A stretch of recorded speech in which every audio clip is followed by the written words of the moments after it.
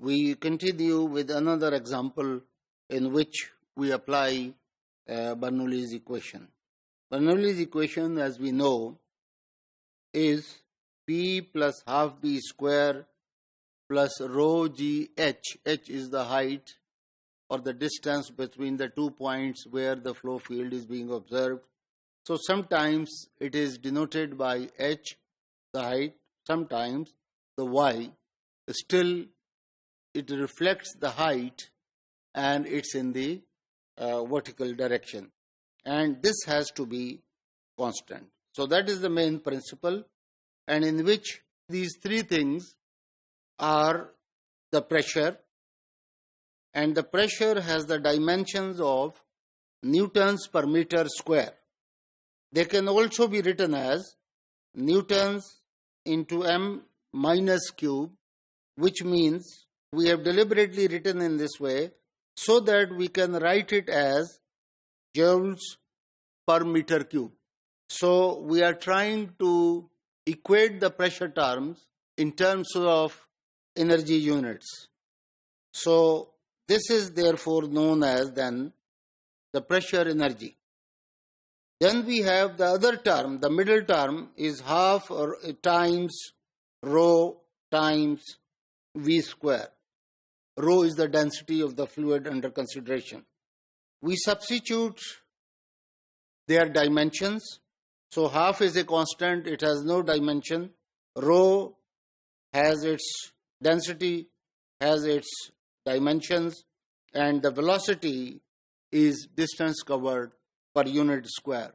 So we make those substitutions, and that result as that simplifies in the end to joules per meter cube again.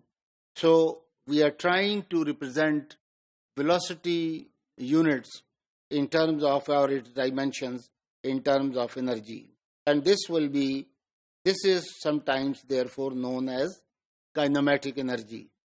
And similarly, rho GH, this force that is acting there in this equation, it is rho GH or rho GY. Both of them are equivalent, and we can replace them as per our will, as we like. They have the same meaning. So as long as we know that. And therefore its dimensions, you can see, are also reduced to this. So this energy is known as potential energy because the whole contribution that is there is because of this H. The density of the fluid will not change during the movement. The gravity again remains the same, and the only thing that can change is the height.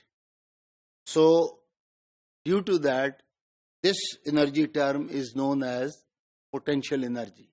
The same thing is described here, that each term has the dimensions of energy per volume or energy density. So this is kinematic energy, and this is potential energy that is there, and P reflects the pressure energy that we have just mentioned. After describing going over the dimensions, which are trivial thing that you may already be familiar with that, we see a simple type of flow in a tube, which is of the type of Venturi tube type format. How do we measure the velocity if we want to know if the fluid is allowed to flow through the pipe from the left hand direction to the right hand direction, and in between it is connected with a Venturi type or manometer. So therefore the terminology here, one is the velocity of the fluid that is denoted here. This will be H is the difference in the water levels. You can see here it is reflected from this surface to this surface. If it changes, it will change. And the other are the pressure terms. Pressure in the fluid or pressure in the manometer. We have this equation according to the Bernoulli's principle. This has to remain constant. So therefore at point 1, the same equation must equate at the point 2. Now we observe that y1 is equal to y2 and p1 minus p2 therefore will be reduced from this equation to this equation.